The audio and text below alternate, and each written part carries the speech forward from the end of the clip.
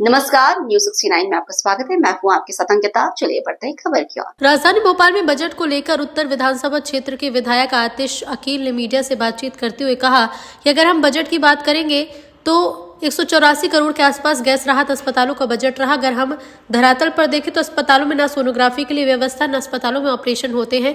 उन्होंने हमीदिया अस्पताल के ऊपर सवाल उठाते हुए कहा कि अगर हम हमीदिया अस्पताल को देखें तो वहां 100 पेशेंट आते हैं तो 70 को प्राइवेट अस्पताल में ट्रांसफर कर दिया जाता है। जो बचे 30% लोग हैं उन्हें भी सही तरह का इलाज नहीं मिल पा रहा। मैंने स्पष्ट कहा है, अगर बजट की अगर हम बात करें तो 184 करोड़ रुपए के आसपास गैस राहत विभाग का बजट रहा है। लेकिन अगर धरातल पे देखें, अस्पतालों के हाल देखें तो ना वो सोनोग्राफी होती है, ना वहाँ इलाज होता है, ना छोटे छोटे ऑपरेशन होते हैं। कहीं ना कहीं हमीदिया अस्पताल को भी अगर हम देखें तो आज की तारीख में अगर 100 पेशेंट्स वहाँ आते हैं तो उन 70 को प्राइवेट हॉस्पिटल में डाइवर्ट कर दिया जाता है। 30 पेशेंट्स का इलाज होते हैं, वो भी घुमा फिरा के इलाज कर देते हैं। अगर कोई सोर्स लगा के इलाज करा ले तो ठीक है, नहीं तो लोग बच्चे बदहाल गरीब लोग घूमते फिर रहे हैं, उनका इलाज नहीं हो रहा, ना उनकी सोनोग्राफी हो रही है, ना और भी जो उनको ट्रीटमेंट मिलने चाहिए, उनको दवाएं मिलनी चाहिए, वो भी दवाएं प्रॉपर नहीं मिलती। और एक और बात, जो उम्मी पोर्टल के लिए जो केंद्र सरकार ने उम्मी पोर्टल लॉन्च करा है, मैंने उसके माध्यम से माननीय प्रधानमंत्री जी और सबको मैंने पत्र के माध्यम से मैंने एक चिट्ठी लिखी है और उसमें ये अपील करी है कि उम्मी पोर्टल की जो अपलोडिंग है वो लगभग शायद 5 दिसंबर तक की है।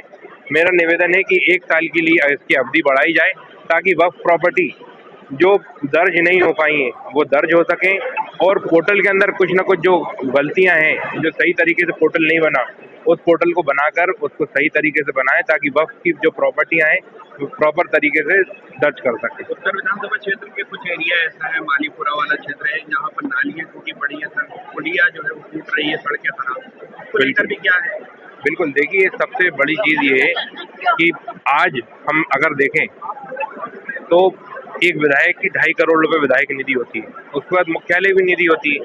हमारे क्षेत्र के अंदर अगर हम देखें तो 50% पार्षद को पैसा मिलता है, तो लगभग अगर हम देखें तो लगभग 60 से 70 लाख रुपए एक पार्षद को एक वार्ड के लिए मिलते हैं। लेकिन वो लोग काम नहीं कर रहे हैं, लोग टैक्स तो जमा कर रहे हैं, अब टैक्स का जो 50% अमाउंट है वो पार्षद को मिलता है, पार्षद लोग काम नहीं कर रहे हैं, सबसे बड़ी कमी रही।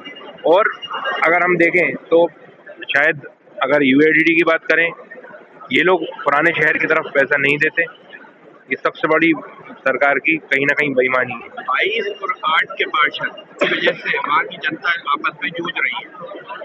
22 और वार्ड 22 वार्ड 8 के पार्षद, कोई कहता है कि हमारा एरिया नहीं है 22 का है, 22 वाले कहते हैं 8 का है। ये एरिया तो मेरे ख्याल से नगर निगम का छोटा सा वार्ड प्रभारी भी बता देगा सीमा, दोनों जाकर सीमाएं चेक कर लें, अपनी पूछ लें जाकर वार्ड प्रभारी। फिलहाल इस खबर में इतना ही। आप बने रहिए न्यूज 69 के साथ। नमस्कार।